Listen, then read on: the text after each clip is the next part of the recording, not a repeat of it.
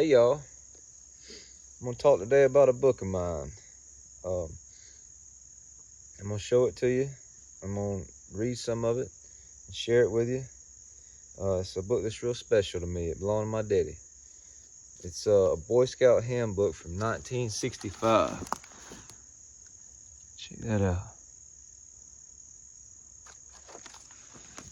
So, where I got this is at my grandma's house, where my daddy grew up. There's an old building out back, a little tiny building out behind her house, and it's been there a long time. It's been there, decades. I think it was there when my daddy was little, and it's so old that it's actually slanted like this with the slope of the land. It's been there so long, and I'm sure one day we're gonna go to my grandma. We don't hang out at my grandma's house as much as we used to, but one day we're gonna go there, and it's just gonna be fell over. It's gonna be flat on the ground. The little building. That's what we call it. We call it the little building. The little house, actually, because it kind of looked like a house. We called it the little house. And we would have dinner over at my grandma's on Sundays. A lot of Sundays we'd all go there, especially like the holidays or special occasions or something. And we'd get together and we'd eat. And after we'd eat dinner, we'd all kind of just poke around outside or in grandma's house. And one place we'd always go is the little house out back. We'd always end up in the little house poking around. There was all kind of stuff in there. All just old stuff, all kind of stuff. And we just spend so much time on a Sunday afternoon poking around. You never knew what you would find in there. Up in the rafters, there was a mattress spring. There was an old bicycle hanging up there. The tires were about rotted. It was painted gold, old from probably the 50s. There was stuff from all decades, 50s, 60s, stuff from the 70s, stuff from the 80s. And we were poking around there one day, and I found this book. And I just immediately opened it up and started thumbing through it and just thought, wow, this is awesome. And my dad was in there. He said, oh, yeah, that's mine. It's my old Boy Scout handbook. And I said, well, I'd love to have it. And he didn't really act like it was a big deal. He says, oh, yeah, sure, you can have it. I said, check this out. And he was like, oh, yeah, an old book. So I thought it was really cool. And I'm going to share some of it with you. Got a pipe packed here. One of my little Missouri Meerschaums. Yeah. Inside, I got some amphora full aroma.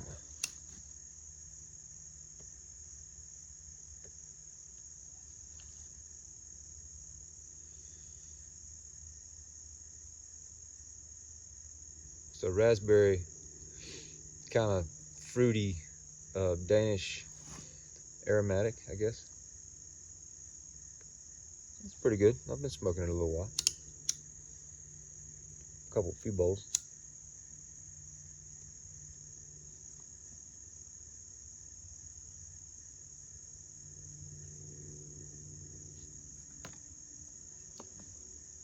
So, yeah, I found this book. I took it home and I read it cover to cover.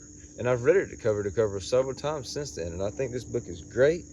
And when I was little, we didn't have Boy Scouts in my area. This is a little bitty town around here. And there wasn't enough interest to have a Boy Scout troop in my town. And so I didn't get to do that. Now my dad, when he was coming up here, there was one. And that's where he got this book. But he didn't stay in it long. He did it a few years and then he lost interest. So he didn't stick with it. But they didn't have it when I was little. So I didn't get a chance to do the Boy Scouts. And so I never really knew much about them. What they stood for, what you did if you were a Boy Scout, stuff like that. And so I just went in blind with this book and started reading it. And I think the Boy Scouts, I think it's a shame that they're dying out and they're not as active with young kids as they used to be. I think that the guys that started the Boy Scouts had great intentions, and I think that they started out with great things to be taught to young guys, young boys. And this book is chock full of great information for young male minds. And I gobbled it up. And I've had this book, I don't know, a few years. I wasn't a kid when I found it. I was grown. I was an adult. But I gobbled it up as if I was a young man, a young boy. And I loved every page of it. And I wish that every young boy could read some of the stuff in this book.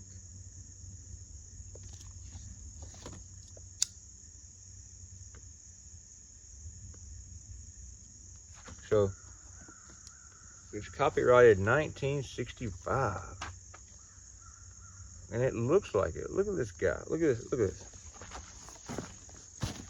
Doesn't that kid just look like a 60s drawn kid?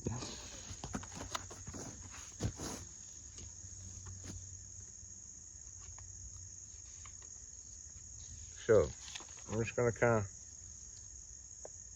read you some of the first pages. When you open this book, it starts off, it says, "You, American boy, have you ever dreamed of hiking the wilderness trails that were worn down under moccasins hundreds of years ago? Do you hear in your imagination the almost soundless dip-dip of Indian canoe paddles or the ring of the axe of an early pioneer hewing a home out of the American wilderness? Have you followed with your mind's eye the covered wagons on the trek across our continent? Have you thought of the men and women who built our country by their determination and devotion? You are the descendant of those people. You are the guardian of what they built. You are the American on whom the future of our wonderful country depends."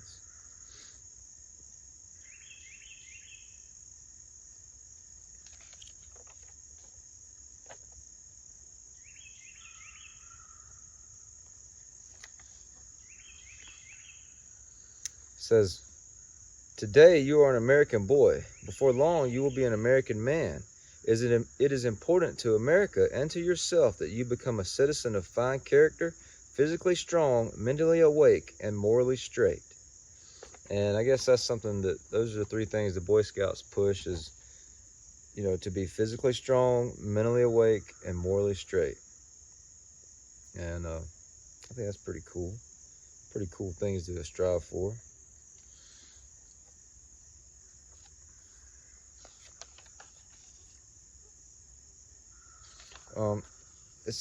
There's a lot of encouragement for the outdoors, and I myself love the woods. I love being outside, and the Boy Scouts were all about getting out in the woods, out in the wilderness, letting the sun and the elements toughen up your body as a young kid.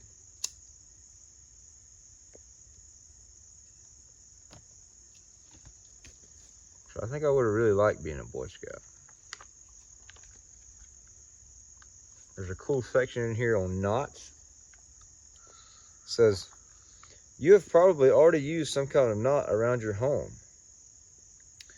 For scouting, you need to know several more. You use knots in setting up your tent and in making camp gadgets. You use knots in pioneering and boating and canoeing, and someday you may even save a life because you know how to tie the proper knot." Here's a little story. Several years ago, a boy got the foolish notion to climb the rock wall of the Palisades of the Hudson River north of New York City. Halfway up, he slipped and landed on a narrow ledge. Some people heard his cries for help and lowered a rope to him. He grabbed it eagerly, and the people began to pull him up, but soon his hands could hold on no longer. He let go of the rope and fell to his death. If his rescuers had been scouts, he would most likely have been saved. Scouts would have tied a bowline in the end of the rope before lowering it so that the boy could have slipped the loop around his body. A bowline. The right knot for the right use, it says.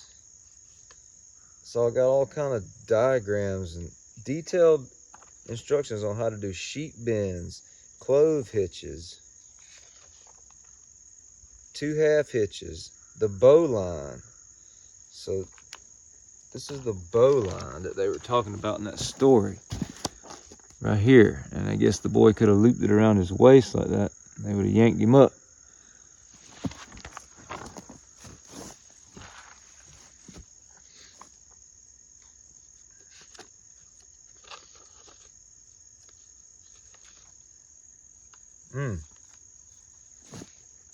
Here's an awesome section about the outdoor code.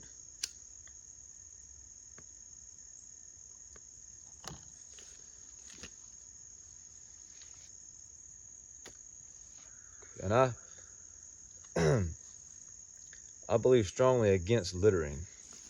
So I really enjoyed reading this. As an American, I will do my best to be clean in my outdoor manners. I will treat the outdoors as a heritage to be improved for our greater enjoyment. I will keep my trash and garbage out of America's waters, fields, woods, and roadways. Be careful with fire. I will prevent wildfire. I will build my fire in a safe place and be sure it is out before I leave. Be considerate in the outdoors. I will treat public and private property with respect. I will remember that the use of the outdoors is a privilege I can lose by abuse.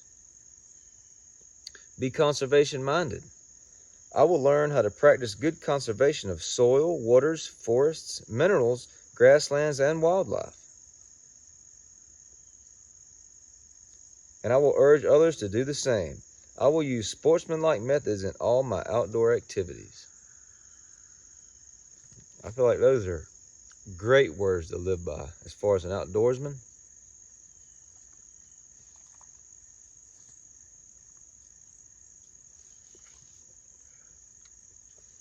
I just think it's terrible when you drive down the road and you look to the side and there's trash on the side of the road.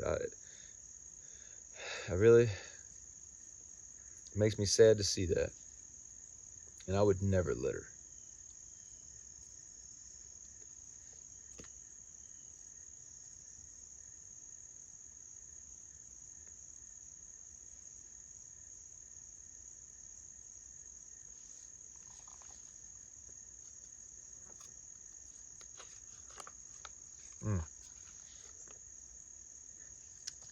So here's a cool little section on the patrols and the name of your patrol and the call to go with that name. So if the patrol name was alligator, your call would be a grunting hiss. If your patrol name was bat, you'd be a high squeak. If it was bear, it'd be a deep growl. Let's see. If it was flaming arrow, it would be a whiss. If it was an owl, it would be a loud coo. If it was a rattlesnake, it'd be rattle pebbles in a can. It says for other names, make up your own patrol call. It's pretty interesting.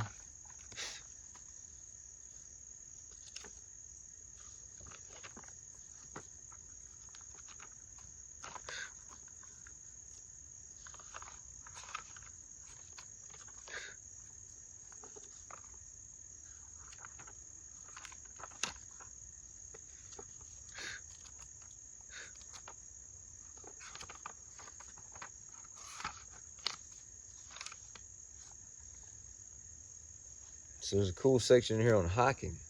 I guess as a Boy Scout, that's a lot of the things they would do, that you would go out and you would hike. And the Boy Scouts was probably just a super thing for kids that grew up, I guess, in cities, which ain't me, but I've always loved to tromp around in the woods. Always. Ever since I was young, that was an adventure day for me, is to leave the house and just march off in the woods. And I guess that's something the Boy Scouts used to do too, especially for kids that, like I say, lived in cities and didn't get to do that, didn't have the opportunity to do that from a young age. That was a big treat for them, to be in the woods and to get to explore.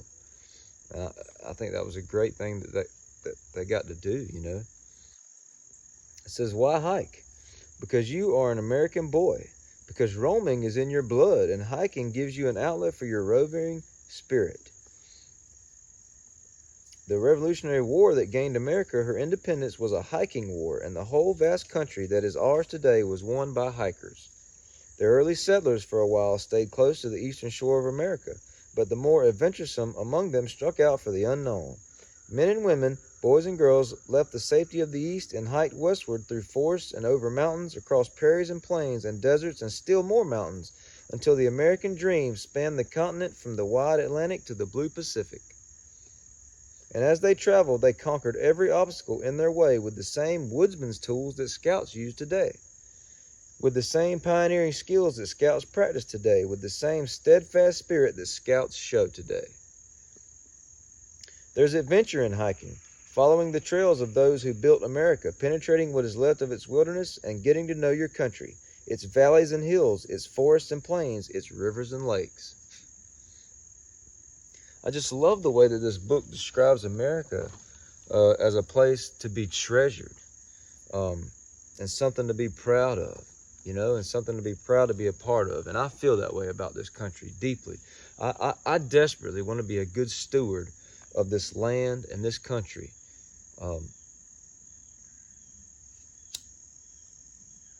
It's important to me.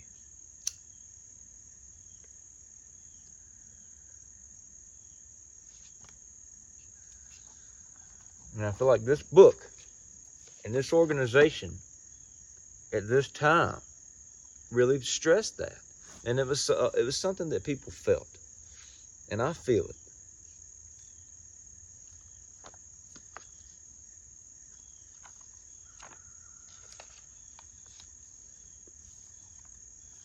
It's got all about the classes if you want to be a first class scout, a second class scout.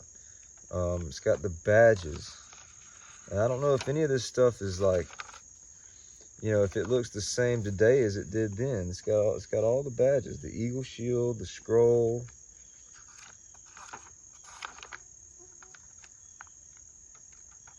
It's got how to tie your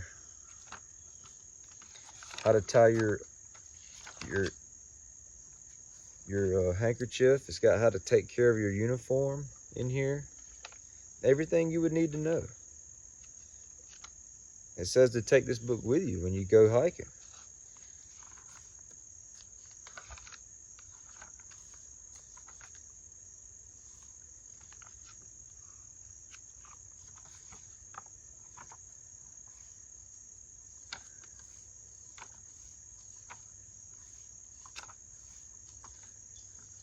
It's got a cool section in here about the American flag.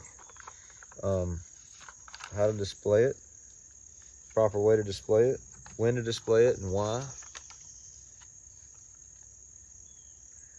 It's got the pledge in here.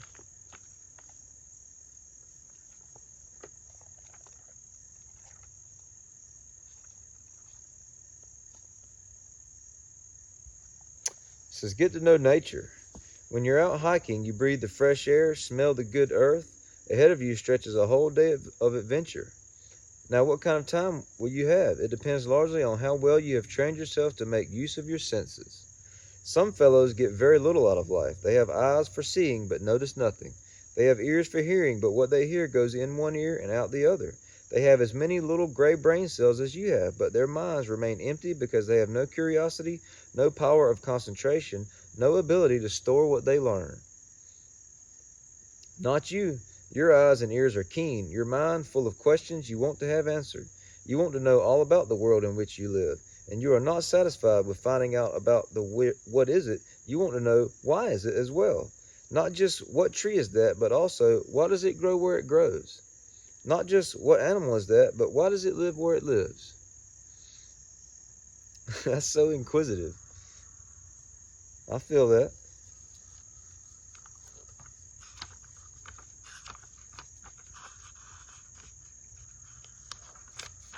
It's got an awesome little section in here about tracking. And the different tracks and what they look like. Check that out.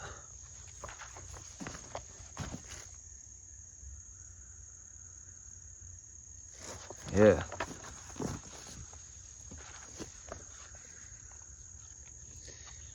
got the different games that Boy Scouts used to play, and all these games help you to do something, you know, out in the wild, out in the wilderness. It's got the tools of a woodsman, your Boy Scout knife and how to sharpen it, your axe and how to sharpen it. Just everything you need to know. How to cook out in the wild, how to make fires.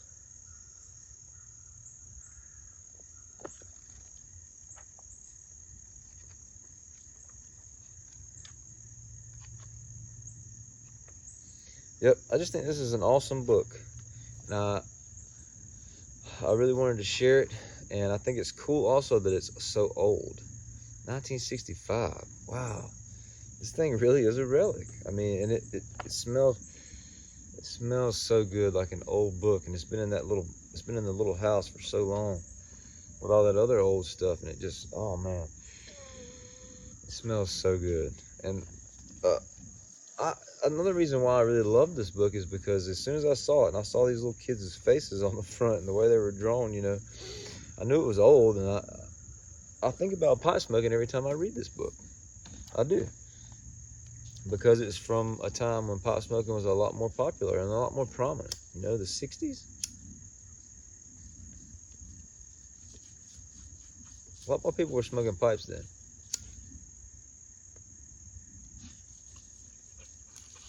And probably some of these guys' dads and granddads might have smoked pipes. Might have took them with them when they went camping and had a fire and sat around the fire with a bunch of young men and maybe puffed on a little tobacco.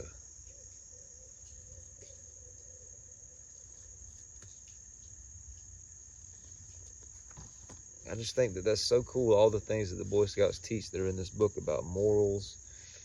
And there's all kind of other stuff in there, great stuff that is good for any young boy to know. And I feel thankful that I found that book and that I have it, and that it belonged to my daddy, and now I have it. And it's loaded with such good stuff. And I will always treasure it.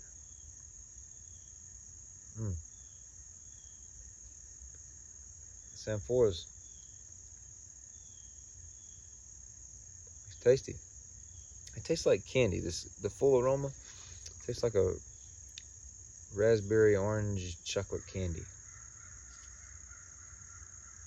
Well, thank y'all for watching. I really appreciate it.